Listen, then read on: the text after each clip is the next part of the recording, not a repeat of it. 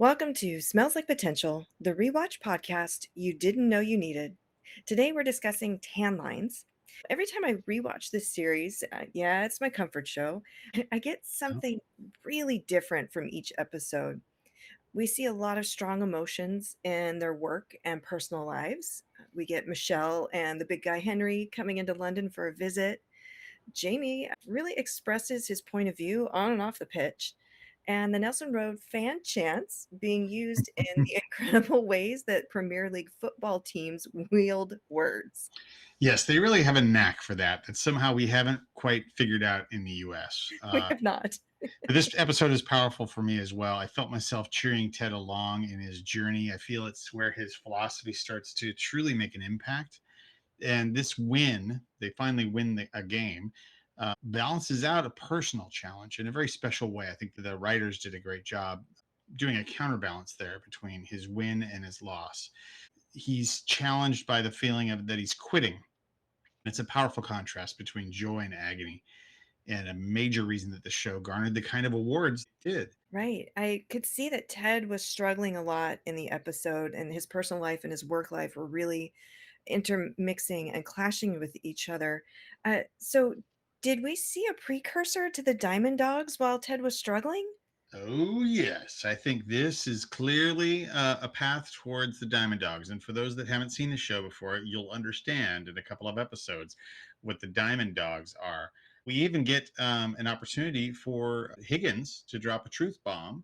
He comes in sort of late in the conversation and is asked about his married life. And he drops the bomb. He says, if you're with the right person, even the hard times are easy. Hmm. It's, I think, a lightweight compared to what he brings us later in seasons 2 and 3. It's the first sort of hint that this head of football operations that's good with puns also has a depth of emotion that we get to explore later on in his character. Right. He's our wisdom meter in a way, and we're Yes. starting to understand just truly what a special human being he is. And speaking of Higgins, we get some more new faces in this episode. We get to meet his wife, Julie. While she's driving the car, she's delightful. Okay, so fun fact, Julie, who's played by Mary Roscoe, and Jeremy Swift are married for real. For reals? For reals. So I thought that was such a cute thing to discover. That explains their chemistry. They're actually married. Yes. Now, but are the five boys all their kids as well, or are those actors? That's what I would need to know. I actually haven't looked that up. I'm gonna go with actors. Okay. That's probably makes more sense. Right?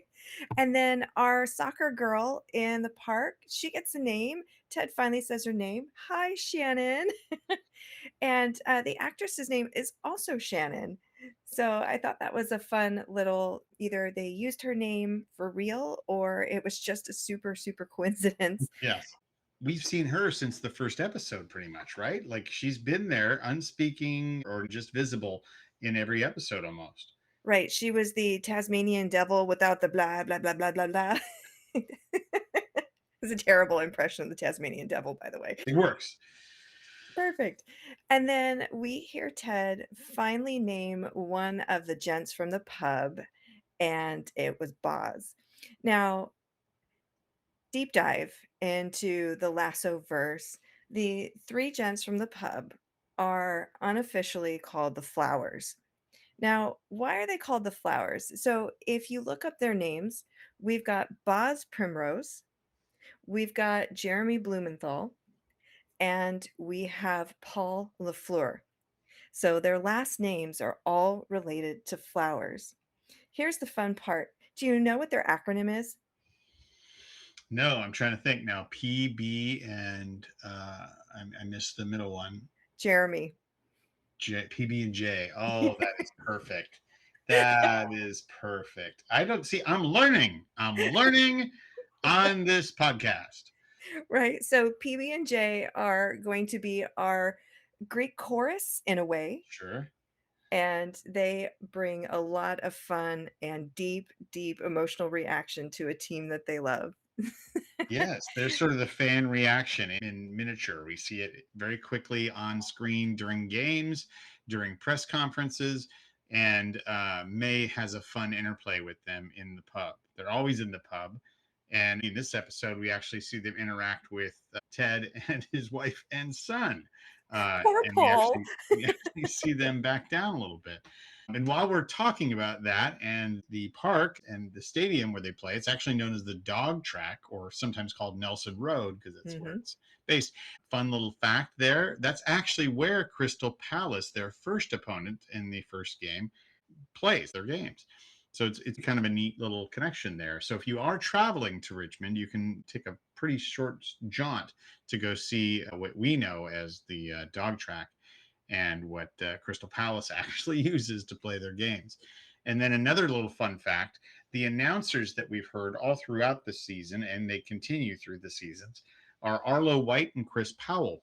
Mhm. Chris is himself a former footballer. He was on the England national team 5 times, and Wow. he's currently the assistant manager to Luton Town. Arlo, you can still hear him. He's still broadcasting.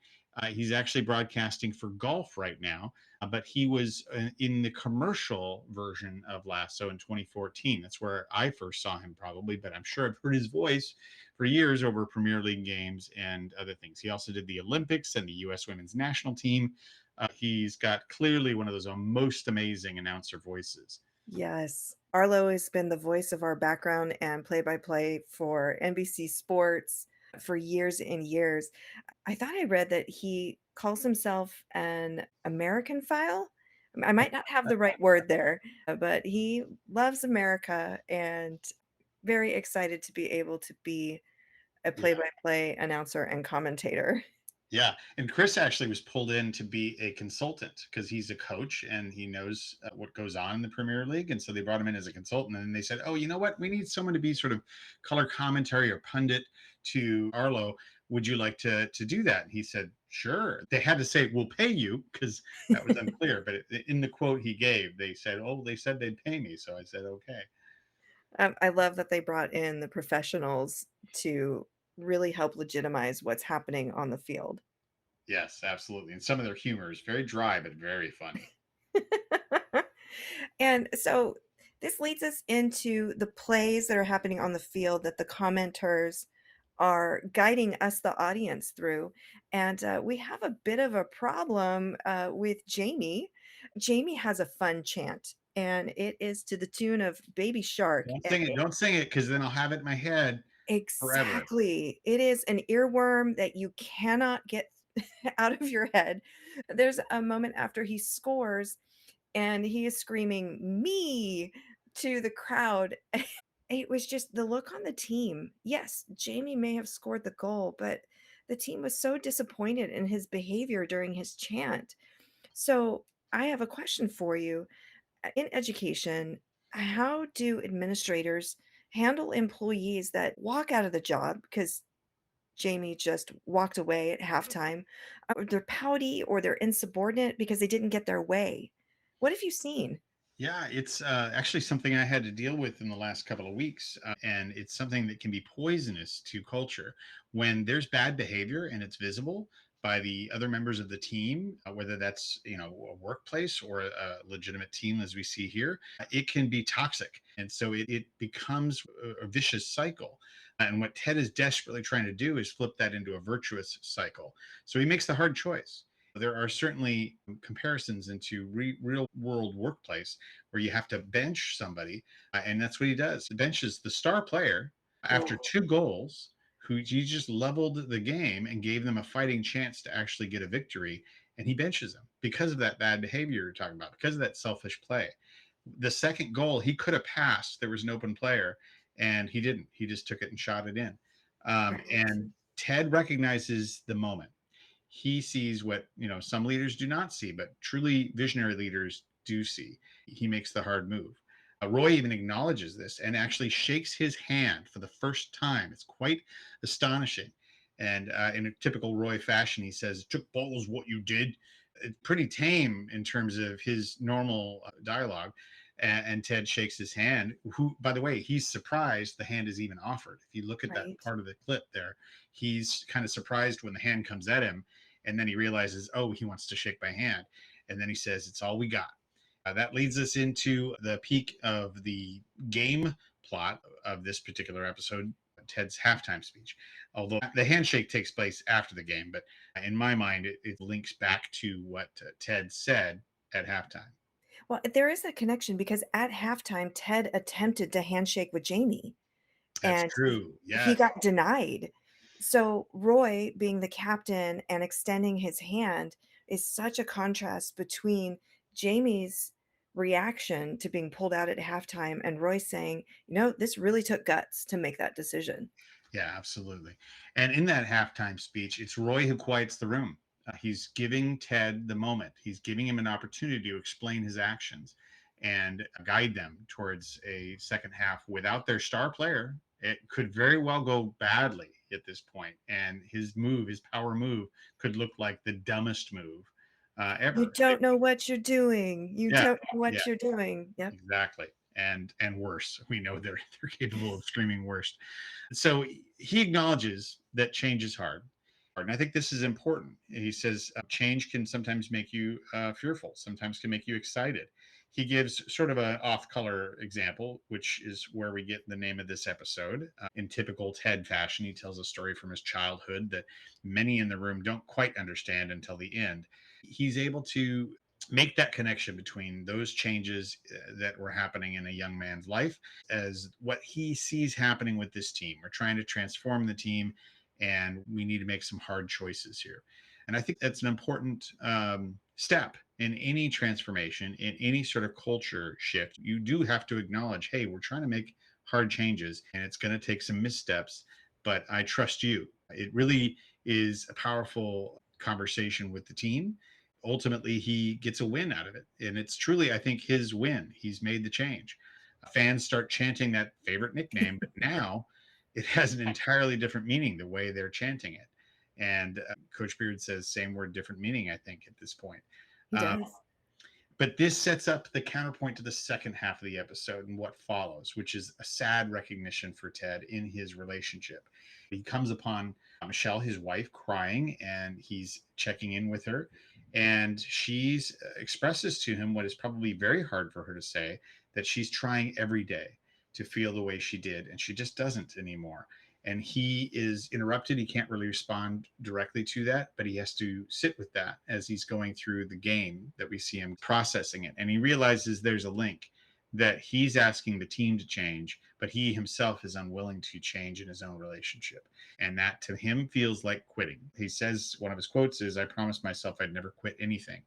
And it's Michelle that has to comfort him. And she says, "You're not quitting anything, Ted. You're just letting me go." Mhm. The writers and actors really conveyed this delicate counterbalance between embracing the club's change to the lasso way and Ted's acceptance that his married life is changing. And it was just extraordinary. I thought they did a fantastic job in that interplay. And of course, the actors. I mean, kudos to Jason Sudeikis and the actress who plays Michelle, but they really pulled off a difficult scene there in the middle of a comedy show about soccer.